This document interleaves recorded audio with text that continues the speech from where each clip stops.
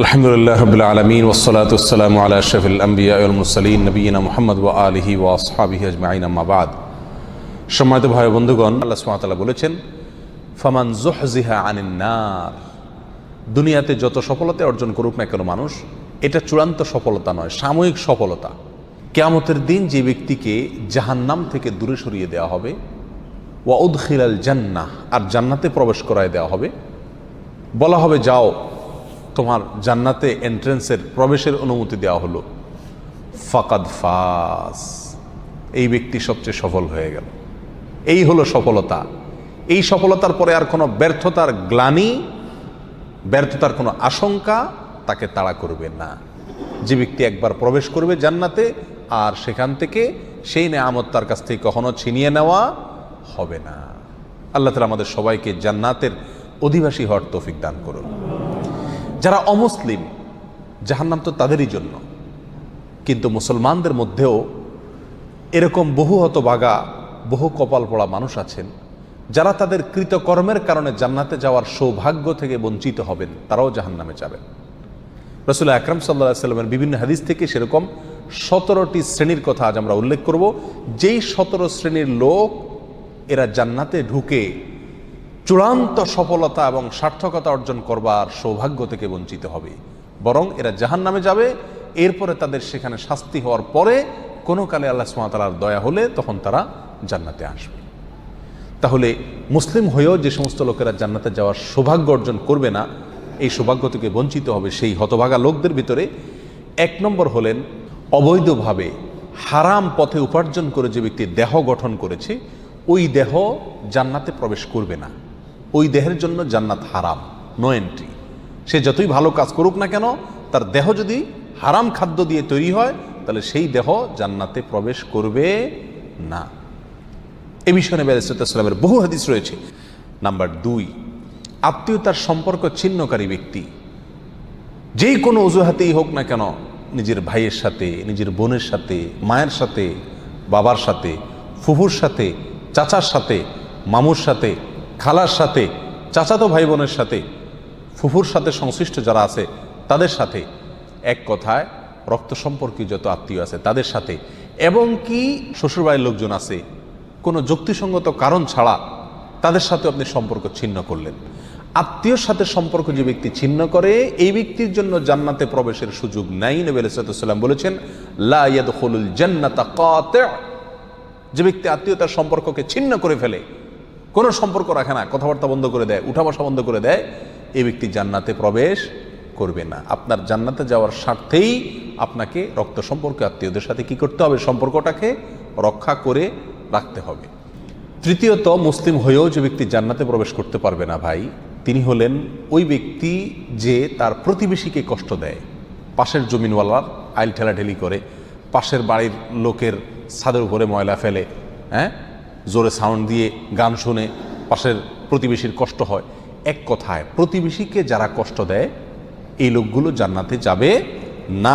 এ বিষয়ে সহিহ মুসলিমের ভিতরে সুস্পষ্ট হাদিস রয়েছে, যে হাদিসের আলোকে জানা যাচ্ছে যে ব্যক্তি তার প্রতিবেশীকে কষ্ট দেয়, সে জান্নাতে প্রবেশ করতে পারবে না। অতএব আমার আশেপাশে যারা বসবাস করবে, প্রতিবেশী যারা থাকবেন, তাদের সাথে সম্পর্ক ভালো রাখার চেষ্টা করতে হবে। সম্পর্ক ভালো রাখতে পারেন আর না পারেন, অন্তত আপনার কোনো আচরণ দ্বারায়, আপনার কোনো কাজ দ্বারা যেন তাদের কোনো কষ্ট না হয়।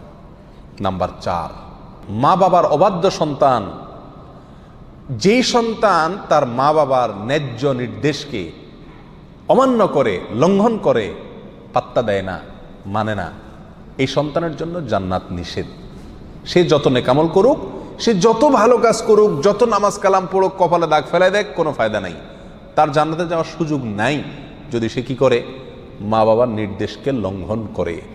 আল্লাহ এবং তার রাসূলের নির্দেশের পরেই আল্লাহর জমিনে যদি কারণ নির্দেশ মানা জরুরি হয়, বাধ্যতামূলক হয়, তিনি হলেন কে? মা এবং বাবা। যদি তারা আল্লাহর নির্দেশের বাইরে কিছু করতে বলে, অন্যায় করতে বলে, তাহলে সেটা মানা যাবে না। অযৌক্তিক কিছু করতে বললেও সেটা মানা যাবে না, কিন্তু যুক্তিসঙ্গত যত নির্দেশ করবে সেটা আপনাকে মানতে হবে। আর যদি সেটা মানা আপনার জন্য অসম্ভব হয়, আপনার সাধ্যের বাইরে কোনো কিছু নির্দেশ করে, তাহলে তো আর আপনার কিছু করার নাই। তবে কোনো অবস্থাতে ব্যবহার খারাপ করা যাবে না। মা বাবার সাথে যারা সম্পর্ক নষ্ট করে তারা জান্নাতে যেতে পারে না। মুস্তাদরাক হাকিমের বিষয়ে হাদিস রয়েছে। নাম্বার 5, মুসলমান হয়েও যারা জান্নাতে যেতে পারবে না তাদের ভিতরে 5 নম্বর ব্যক্তি হলো ভাই অশ্লীল ভাষায় কথা বলে, যে গালিগালাজ করে, যে কথায় কথায় আজে বাজে মন্তব্য করে এবং উগ্র মেজাজি, মানুষকে সবসময় দমায় রাখার চেষ্টা করে, দাবায় রাখার চেষ্টা করে, কখনো মানুষকে পাত্তা দেয় না, সাইড দেয় না, সবসময় সেই উপরে থাকার চেষ্টা করে, গোয়ার কিসিমের লোক যেটাকে বলা হয়। স্পষ্টভাবে হাদিসের ভিতরে এসছে যে এই শ্রেণীর লোক কি করবে না, জান্নাতে যাবে না। সুনান আবু দাউদ এবং অন্যান্য হাদিসের কিতাবে হাদিস রয়েছে। মুসলমান হয়েও যারা জান্নাতে যাবে না সেই লোকদের মধ্য থেকে 6 নম্বর হলেন সেই সমস্ত শাসকেরা, সেই সমস্ত নেতারা যারা তাদের প্রজাদেরকে, যারা তাদের অধীনস্থ লোকদেরকে ধোঁকা দেয়। আজ দুনিয়ার কয়জন শাসক এর থেকে বাঁচতে পারবে সেটা আল্লাহই ভালো জানেন।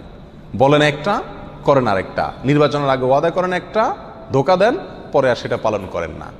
তো সে সমস্ত শাসকেরা যারা তাদের প্রজাদেরকে, অধীনস্থদেরকে ধোঁকা দেয় তারাও জান্নাতে প্রবেশ করতে পারবে না। এ বিষয়ে সহিহ বুখারীতে হাদিস রয়েছে। 7 নম্বর, মুসলমান হয়েও যে ব্যক্তি জান্নাতে যাবে না সে হলো অন্যের সম্পদ যে আত্মসাৎ করে। প্রথম শ্রেণীটা ছিল যে হারাম মাল ভক্ষণকারী, সেটা আল্লাহর হক নষ্ট করে হতে পারে। আর এই 7 নম্বর পয়েন্টটা হলো যে কোনো মানুষের হক আপনি নষ্ট করে টাকা কামাই করলেন, যেভাবেই হোক, সেটা ধোঁকা দিয়ে হোক, প্রতারণা করা হোক, হাওলাত নিয়ে আটকায় দিয়ে হোক, চান্সে চুরি করে হোক, অথবা চিটারি করি হোক, যেই কোনোভাবে অন্যের সম্পদ যদি আত্মসাৎ করেন গায়ের জোরে বা বুদ্ধির জোরে আর করে সেটা আপনি দখল করে ফেলেন, তো মনে রাখবেন এই ব্যক্তির জন্য জান্নাতে যাওয়ার কোনো সুযোগ নাই। নাম্বার 8, উপকার করেও যে ব্যক্তি খোঁটা দেয়, কাউকে উপকার করছে, করে কি করে, খোঁটা দেয়, এই ব্যক্তি জান্নাতে যাবে না। মদ পানকারী ব্যক্তির কথাও আছে হাদিসে সুনান নাসাইর, যে উপকার করে কাউকে খোঁটা দিলেন, উপকার করছেন, জীবনে কোনোদিন বলতে পারবেন আমি তোমার জন্য করছি, তাহলে আল্লাহর কাছ থেকে তো বিনিময় পাবেনই না, উপরন্ত শাস্তি হিসাবে জান্নাতেও আপনার প্রবেশের সুযোগ থাকবে না। সাবধান, কারোর জন্য কিছু করেছেন জীবনে, মুখের বাহির সেটা কোনোদিন করা যাবে না। আর যদি করছেন তাহলে এই উপকার করার চাইতে না করা আপনার জন্য ভালো ছিল, কারণ না করলে আপনি কোনো গুনাহগার হতেন না, কিন্তু করার কারণে, করে খোঁটা দেওয়ার কারণে আপনি জাহান্নামী হচ্ছেন, গুনাহ করছেন। আল্লাহ তাআলা আমাদেরকে হেফাজত করুন। নাম্বার 9, চগলখোর ব্যক্তি ভাই, চগলখোর যে ব্যক্তি এর কথা ওর কাছে লাগায়, ওর কথা এর কাছে লাগায়, সবার কাছে ভালো থাকার চেষ্টা করে, মুনাফিক কিসিমের লোক। এরা সমাজের সমস্ত ঝগড়া ফাসাদ লাগানোর ক্ষেত্রে মূল ভূমিকা রাখে। আল্লাহ মাফ করুন, এই চরিত্র আমাদের অনেকের ভেতরেই কম বেশ আছে। এই চগলখোর লোক জান্নাতে প্রবেশ করবে না, সহিহ মুসলিম হাদিসে রয়েছে। নাম্বার 10, অন্যের পিতাকে যে নিজের পিতা বলে পরিচয় দেয়। অনেক পালক পুত্র আছে নিজের জন্মদাতা বাবাকে বাবা হিসাবে পরিচয় দেয় না, যে লালন পালন করে তাকে বাবা হিসাবে পরিচয় দেয়। তো অন্যের পিতাকে যদি নিজের পিতা হিসাবে পরিচয় দেয় এই ব্যক্তিও জান্নাতে প্রবেশ করবে না, এবং সহিহ বুখারীতে হাদিস রয়েছে, যদিও সে কি হয়, মুসলমান হয়। নাম্বার 11, অহংকারকারী, গর্বকারী যে ব্যক্তি খুব অহংকার করে, দাম্ভিকতা দেখায়, অহমিকা দেখায়, প্রদর্শন করে, অথবা মনে মনে নিজেকে খুব বড় মনে করে, এই কপাল পড়া যত ভালো মানুষই হোক সে মুসলমান হয়েও কি করতে পারবে না, জান্নাতে যেতে পারবে না। নবী আলাইহিস সালাম বলেছেন, লা ইয়াদখুলুল জান্নাতা মান কানা ফি কলবিহি মিসকালু যাররাতিন মিন কিবর, যার অন্তরে বিন্দু পরিমাণে, সরিষার দানা পরিমাণে বা অনুপরিমাণে অহংকার আছে, এই ব্যক্তি জান্নাতে প্রবেশ করবে না। বিনয়ী মানুষেরা জান্নাতে যাবে, বিনয়ী যারা নিজেকে ছোট মনে করে, সবসময় অন্যকে বড় মনে করে, নিজের দোষের কথা আগে দেখে, নরম থাকে, অহংকার করে না, এই লোকগুলো জান্নাতি। আর যারা অহংকার করে এই লোকগুলো জাহান্নামী। আল্লাহ তাআলা আমাদেরকে হেফাজত রাখুন। 12 নম্বর, যে ব্যক্তি মুসলিম হয়েও জান্নাতে যাবে না, জান্নাতে যাওয়ার সুযোগ থেকে বঞ্চিত হবে, সে ব্যক্তি হলো ওই ব্যক্তি যে ব্যক্তি রাসূলুল্লাহ সাল্লাল্লাহু আলাইহি সাল্লামের নাফরমান। রাসূলুল্লাহ সাল্লাল্লাহু আলাইহি সাল্লামের নির্দেশ জানার পরেও সেটাকে কি করে না, কেয়ার করে না। বাপদাদার নির্দেশকে অগ্রাধিকার দেয়, 14 গোষ্ঠী কী করে আসছে সেটাকে অগ্রাধিকার দেয়, পীর সাহেব কী বলছেন সেটাকে অগ্রাধিকার দেয়, যদি রাসূল সাল্লাল্লাহু আলাইহি সাল্লামের কথার বিপরীত হয়, এরকম যদি হয় তাহলে সেই ব্যক্তি জান্নাতে প্রবেশ করবে না। নবী আলাইহিস সালাম বলেছেন, কুল্লু উম্মতি ইয়াদখুলুনাল জান্নাতা ইল্লা মান আবা, আমার উম্মতের প্রত্যেক সদস্য সবাই জান্নাতে যাবে, শুধু যে অস্বীকার করলো সে জান্নাতে যেতে পারবে না। সাহাবা ইকরাম প্রশ্ন করলেন, ওয়ামাই আবা ইয়া রাসূলুল্লাহ, হে আল্লাহর রাসূল অস্বীকার করছে কে? তিনি বলেছেন, মান আতাআনি দাখালাল জান্নাহ ওমান আসানি ফাকাদ আবা, যে ব্যক্তি আমার হুকুমকে আমার নির্দেশকে মান্য করেছে মেনে চলেছে সে জান্নাতে যাবে, আর যে আমার নির্দেশকে মান্য করে নাই সে অস্বীকার করলো, আর যে অস্বীকার করলো সে জাহান্নামে যাবে, সে জান্নাতে যাবে না। নাম্বার 13, মুসলিম হয়েও যে ব্যক্তি জান্নাতে যাবে না সে ব্যক্তি হলো ওই মহিলা যে মহিলা অকারণে স্বামীর কাছ থেকে তালাক চায় কথায় কথায়।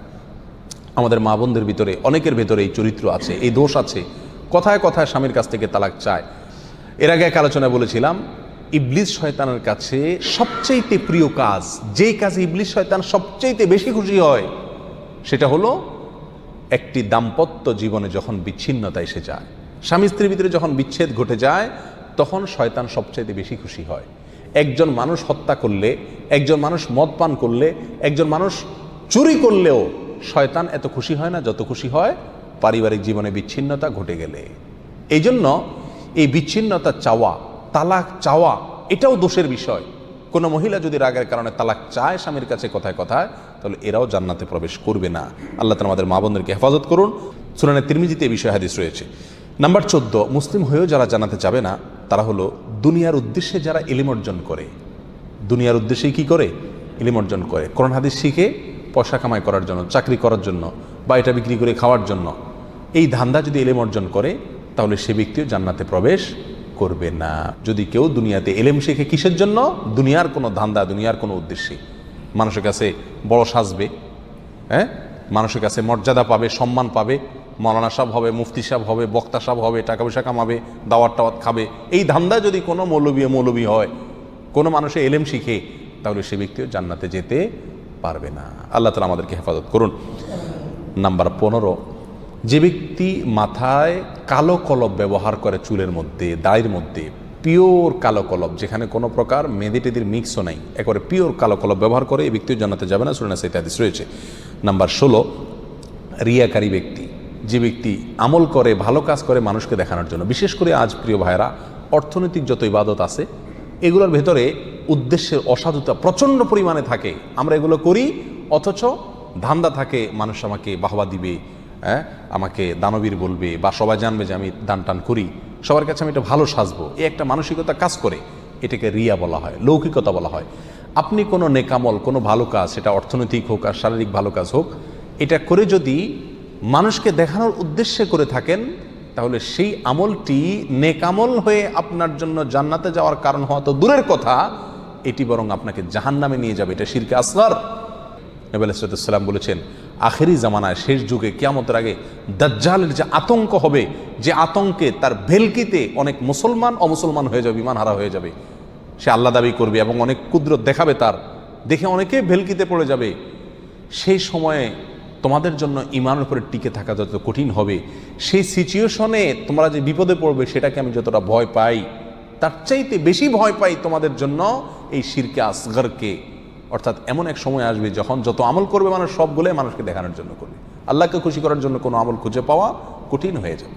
এই সেই রিয়া, লৌকিকতা, মানুষকে দেখানো, মানুষের কাছে বাহবা কুড়ানো, মানুষের কাছে সুনাম অর্জন করার জন্য যদি যে কোনো ভালো কাজ করা হয় তাহলে এই ব্যক্তি জান্নাতে প্রবেশ করবে না। সহিহ বুখারী, সহিহ মুসলিমে বিষয় হাদিস রয়েছে। নাম্বার 17, ওয়ারিশকে বঞ্চিতকারী ব্যক্তি, যে ব্যক্তি তার পরিত্যক্ত সম্পত্তি থেকে তার কোনো ওয়ারিশকে কি করে? মাহরুম করে, এই ব্যক্তি জান্নাতে যাবে না। সুনান ইবনে মাজাতে এই বিষয় হাদিস রয়েছে। সম্মানিত ভাইয়েরা, কোনো ওয়ারিশ, আপনার কোনো সন্তান, আপনার কোনো ওয়ারিশ, সে যদি অন্যায় করে, আপনাকে শরীয়ত অধিকার দেয় নাই এটা বলে যাওয়ার যে আমি মরার পরে তাকে আমার কোনো সম্পত্তির ভাগ দিবা না। বহু মা বাপ এই কাজটি করেন, অনেক অভিভাবকরা এই কাজটি করেন, বলে যান মৃত্যুর আগে আমি মারা যাওয়ার পরে সে আমার লাশের কাছে আসবে না, আমার জানাজা পড়তে আসবে না, সে এগুলোর চেয়ে বড় কথা হলো সে আমার সম্পত্তিতে কোনো ভাগ পাবে না, সেজন্য ভিটাতে না আসে। মনে রাখতে হবে, আপনার ঘরে জন্ম নেওয়ার কারণেই আল্লাহ সুবহানাহু ওয়া তাআলা অধিকার দিয়েছেন আপনার সম্পত্তিতে তার হক আপনার মৃত্যুর পরে সে পাবে। সে যদি মন্দ হয় তার হিসাব আল্লাহ নেবেন, কিন্তু আপনি তাকে পরিত্যক্ত সম্পত্তি থেকে বঞ্চিত করার অধিকার আপনাকে ইসলাম দেয় নাই। কোনো সন্তানকে তেজ্য পুত্র করা এই জন্য শরীয়তের কাছে গ্রাহ্য বিষয় নয়। প্রচলিত আইনে হতে পারে তেজ্য পুত্র, আমি জানি না, কিন্তু ইসলামের দৃষ্টিতে তেজ্য পুত্র করার কোনো সুযোগ নাই। হ্যাঁ, অমুসলিম হলে সে সম্পত্তি পাবে না, সেটা ভিন্ন বিষয়, কিন্তু যতক্ষণ পর্যন্ত মুসলিম থাকবে ততক্ষণ পর্যন্ত পরিত্যক্ত সম্পত্তি তা কী করা যাবে না, বঞ্চিত করা যাবে না। যদি কেউ করে তাহলে সে কী হবে না, জান্নাতে প্রবেশ করতে পারবে না। এই 17 শ্রেণীর লোক, এরা মুসলিম হয়েও কি করতে পারবে না ভাই, জান্নাতে যেতে পারবে না। এর ভিতরে বেনামাজি, তার কথা তো বলাই বাহুল্য, কারণ ইচ্ছাকৃত নামাজ যদি ত্যাগ করে সব সময়, তাহলে তো ওলামা একরামের অনেকের মতো সে মুসলমানই না। আমরা এখানে বলেছি যে মুসলমান 5 ওয়াক্ত নামাজ কালাম পড়ে এরপরেও জাহান্নামে যাবে যারা, তারা হলো 17 শ্রেণীর লোক। আমরা এক নজরে আবারও বলে দিচ্ছি, হারাম খাদ্য যে গ্রহণ করে, 1, 2 আত্মীয়তার সম্পর্ক ছিন্ন করে যে, নাম্বার 3 প্রতিবেশীকে যে কষ্ট দেয়, নাম্বার 4 মা বাবার অবাধ্য সন্তান, মা বাবার কথা শোনে না সে, নাম্বার 5 উগ্র মেজাজি, তেড়া, গোয়ার, সবাইকে দমায় রাখে, এই টাইপের লোক। নাম্বার 6 অধীনস্থদেরকে, প্রজাদেরকে, যে সমস্ত শাসকেরা, যে সমস্ত রাজারা, যে সমস্ত রাষ্ট্রপ্রধানেরা, সরকার প্রধানেরা বা যে যে লেভেলে আছে সে তার প্রজাদেরকে ধোঁকা দেয় যে তারা। নাম্বার 7 অন্যের সম্পদকে অন্যায়ভাবে আত্মসাৎকারী ব্যক্তি। নাম্বার 8 উপকার করে কারোর খোঁটা দেয় যে ব্যক্তি, সে জান্নাতে যাবে না। নাম্বার 9 চগলখোর ব্যক্তি জান্নাতে যাবে না, মানুষের পিছনে কথা লাগায় বেড়ায় একজনের আরেকজনের কাছে। নাম্বার 10 অন্যকে নিজের পিতা হিসাবে, নিজের বাবাকে না বলে, পরিচয় না দিয়ে অন্যকে নিজের বাবা হিসাবে, পিতা হিসাবে পরিচয় দেয় যে ব্যক্তি, সে। নাম্বার 11 গর্ব এবং অহংকার করে যে ব্যক্তি, যার মনের ভিতরে অহংকার আছে, সেই জান্নাতে প্রবেশ করবে না। নাম্বার 12 রাসূলুল্লাহ সাল্লাল্লাহু আলাইহি সাল্লামকে যে ব্যক্তি ফলো করে না, তার নির্দেশকে মান্য করে না, সেই ব্যক্তি। নাম্বার 13 অকারণে তালাক কামনা করে, তালাক চায় যে মহিলা, সেই মহিলা। নাম্বার 14 দুনিয়াবি উদ্দেশ্যে যারা এলেম শিখে, কোরআন হাদিস শিখে, এলেম অর্জন করে, আলেম হয় দুনিয়াবি উদ্দেশ্যে, দুনিয়ার কোনো ধান্দায়, আল্লাহকে খুশি করা ছাড়া অন্য কোনো ধান্দায়, তারা। নাম্বার 15 চুলে বা দাড়িতে কোনো জায়গায় কালো কলব, পিওর কালো কলব ব্যবহার করে যারা, তারা। এবং নাম্বার 16 যে কোনো ভালো কাজ করে সেখানে মানুষকে দেখানো, এটা ফলাও করা, প্রচার করা, এই উদ্দেশ্য থাকে যাদের, তারা। নাম্বার 17 ওয়ারিশকে বঞ্চিত করে তার হক থেকে, এরকম অভিভাবক। এই শ্রেণীর লোকেরা মুসলমান হয়েও জান্নাতি হতে পারবে না। আল্লাহ তাআলা আমাদের সবাইকে এই দুর্ভাগাদের তালিকা থেকে আমাদের নামগুলোকে বের করে আনার তৌফিক দান করুন। চেষ্টা করব এই 17 শ্রেণীর কোনোটিতে যাতে আমার নাম না থাকে, এটাকে টাঙায় রাখবো, ঝুলায় রাখবো লিস্টটাকে, এবং আমার ভেতরের কোনো পয়েন্ট আছে কিনা সেটা দেখে যাচাই করে সেখান থেকে নিজেকে বের করে আনবো ইনশাআল্লাহ। এরপরে আল্লাহ সুবহানাহু ওয়া তাআলার কাছে জান্নাত চাইতে পারবো, আশা করতে পারবো জোরালোভাবে। আল্লাহ সুবহানাহু ওয়া তাআলা আমাদের সবাইকে আখিরাতে কিয়ামতের দিন একেবারে ফার্স্ট চান্সে, প্রথম চান্সেই জান্নাত যেন আমরা লাভ করতে পারি, জাহান্নাম থেকে মুক্তি নসিব যেন হয়, সেই তৌফিক দান করুন। জাযাকুমুল্লাহ ওয়া আখিরু দাওয়ানা আলহামদুলিল্লাহি রাব্বিল আলামিন।